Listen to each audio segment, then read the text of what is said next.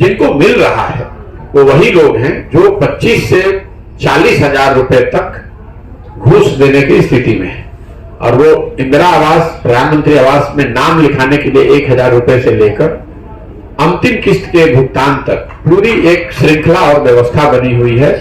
1000 रुपए नाम लिखने के लिए, आगे आपका फोटो खिंचाकर भेजने के लिए 2000 रुपया घर के साथ, एक पूरी व्यवस्था बनी हुई है। जहां पर जनप्रतिनिधि पैसा नहीं ले रहे हैं वहां पर ये 20 से 25 हजार रुपया है।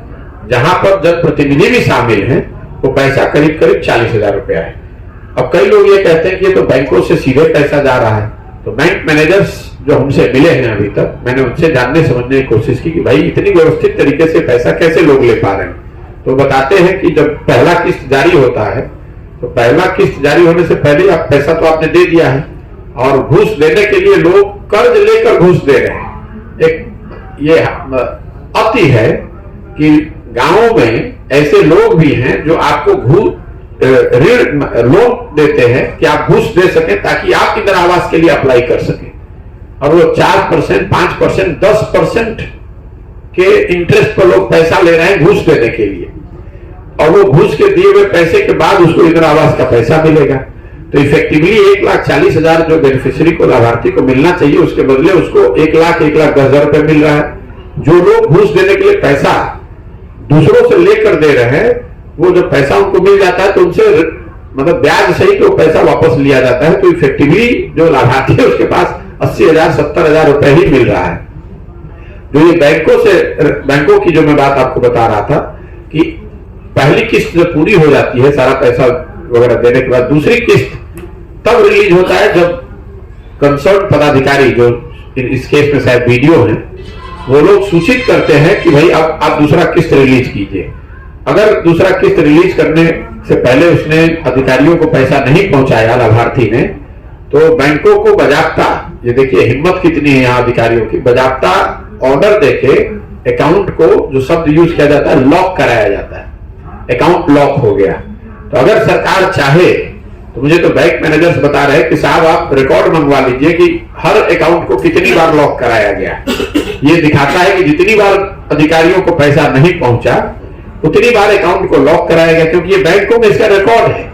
जितनी बार अकाउंट लॉक हुआ और उसको खोला गया तो 100 रुपए या कुछ पैसे उसमें जुर्माना भी लगते हैं। में बेहतर जानकारी हो, उनकी स्थिति, आर्थिक सामाजिक स्थितियों के बारे में बेहतर जानकारी हो, उसका स्वागत होना चाहिए। लेकिन जो लोग इसके पक्ष में हैं उनको 2-3 बात जरूर समझना चाहिए। पहली बात कि ये जनगणना नहीं है, ये सर्वे टाइप की चीज है, एक एडमिनिस्ट्रेटिव एक्सरसाइज है, इसका कोई वैधानिक आधार नहीं है। दूसरी बात कि सिर्फ गणना हो जाने मात्र से, सिर्फ सर्वे हो जाने मात्र से आपकी स्थिति नहीं सुधरती। अगर सिर्फ गणना हो जाने मात्र से स्थिति सुधरती तो सबको मालूम है कि बिहार देश का सबसे गरीब राज्य, इसकी गणना तो हुई पड़ी है। हर आदमी को मालूम है कि आपकी यहाँ शिक्षा की, स्वास्थ्य की या विकास के ज्यादातर मानकों पर हम लोग 28वें 29वें नंबर पर हैं। तो उसको आप क्यों नहीं सुधार रहे?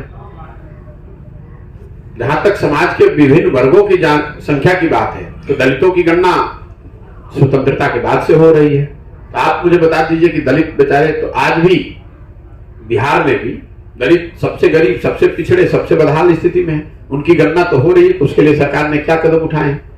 तो गणना कराना एक बात है, उसके पीछे की नियत, उन सुधार करने की आपकी जो इच्छा शक्ति है, आपके पास जो क्षमता है, आपकी दृढ़ आपका जो संकल्प है, उसको भी देखने की जरूरत है। ऐसा नहीं है कि आपने गणना किया और उससे लोगों की स्थिति सुधर जाएगी। ये जो पूरा प्रयास है, ये समाज में जातीय आधार पर विद्वेष फैलाना, लोगों को बांटना, एक दूसरे को लड़ाना, ताकि अगला चुनाव किसी तरह निकल जाए। उसके बाद कौन किसको देखता है, किस जाति की आर्थिक सामाजिक स्थिति की जानकारी सरकार को आज नहीं है। और अगर इस पूरे अभियान से किसी जाति समूह के बारे में विशेष जानकारी मिलती है तो बिल्कुल उसका स्वागत होना चाहिए। अगर कोई छूट गया है, अगर किसी की स्थिति आज की समझ से ज्यादा खराब है तो जानकारी हो, बिल्कुल ठीक बात है। लेकिन जानकारी हो जाने मात्र से उसकी स्थिति थोड़ी ना सुधर जाएगी। भाई जो यहाँ सामाजिक आर्थिक तौर पे पिछड़े समाज हैं उसको तो सब लोग जानते हैं, उसके लिए सरकार क्या कर रही है। जिनके बारे में जानकारी उपलब्ध है उसके लिए तो कुछ आप कर नहीं रहे। जिनके बारे में सो कॉल्ड जानकारी उपलब्ध नहीं है, उसकी संरचना बना रहे हैं, झूठ मूठ का बेवकूफ बना रहे हैं लोगों। भाई बहाली कैसे आएगी जब जनता किसी के झूठे आश्वासन पर आप बिक जाइएगा या अपना विश्वास, अपना मत किसी को दे दीजिएगा। तेजस्वी यादव जैसे आदमी के कहने पर अगर आप समझते हैं कि लोगों को रोजगार मिल जाएगा, तो गलती तेजस्वी यादव की नहीं है, उस बात को मानने वालों की है। ये वो लोग हैं जिन्होंने 15 साल में बिहार को रसातल में पहुंचाया है। वो आज खड़े होकर मंच पर दावा कर रहे हैं कि हम बिहार में 10 लाख लोगों को रोजगार दे देंगे। बिहार में कोई भी व्यक्ति खड़े होकर, किसी ने नहीं पूछा कि भाई अगर आप 10 लाख लोगों को रोजगार दे सकते हैं तो 15 साल आपकी सरकार थी, उसमें कितने लोगों को रोजगार दिया आपने? ऐसी कौन सी आपकी जानकारी, नया ज्ञान आपको हो गया है जो आपको उस समय 15 साल तक नहीं थी? या कम से कम इसके लिए तो माफी मांगो कि 15 साल हमने नहीं दी नौकरी, अब दे देंगे। तो मंच पर खड़े होकर कोई भी आउटलैंडिश बात कह देना जनता को बेवकूफ बनाने के लिए, उसका खामियाजा लोग भुगत रहे हैं। और लेकिन सच्चाई की एक अपनी ताकत है। देखिए, उस आदमी ने स्वयं, भगवान ने ऐसी व्यवस्था बना दी, नियति ने ऐसा खेल खेला कि वो खुद ही आज सत्ता में है। लोग अब पूछेंगे, और जितने लोगों ने उसके झूठे वादे पर उस वोट दिया है लालटेन को, आज उनके सामने दिख रहा है कि एक आदमी को भी नौकरी नहीं मिल सकती है। भाई 15 अगस्त को, पिछले साल 15 अगस्त को नीतीश कुमार ने महागठबंधन में आने के बाद, जिस नीतीश कुमार ने 10 लाख नौकरी के वादे पर खिल्ली उड़ाई, उसका प्रतिकार किया, ये बताया कि ये बिल्कुल गलत है, नहीं हो सकता है, उसी नीतीश कुमार ने 15 अगस्त को महागठबंधन बनने के बाद गांधी मैदान से खड़े होकर कह दिया कि हम तो 1 साल में ये कर देंगे। तो अगस्त से आज करीब 4-5 महीने हो गए। तो 5 महीने के हिसाब से कम 4-5 लाख नौकरी तो बच जानी चाहिए थी। कितनी नौकरी बची है वो आपको पता है। नौकरी नहीं बच रही है, लाठियां जरूर बजाई जा रही है, चाहे वो सीटेट के लड़के हों, सांख्यिकी वाले लड़के हों, संविदा, दूसरे सेवाओं में जो संविदा पर काम करने वाले लोग हैं, जो शिक्षक अभी काम कर रहे हैं, इनके लिए भी झूठे वादे किए गए।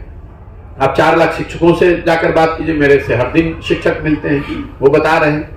ये तो बिहार में इस तरह के नेताओं की पूरी लंबी फहरिस्त है, जिनका काम ही बस इतना है कि जो सामने आ जाए उसके मुंह पर उसके जैसी, उसके जो उसको अच्छा लगे ऐसी बात बोल दीजिए, वोट ले लीजिए, उसके बाद पूछ कौन रहा है, उसके बाद जात पात कर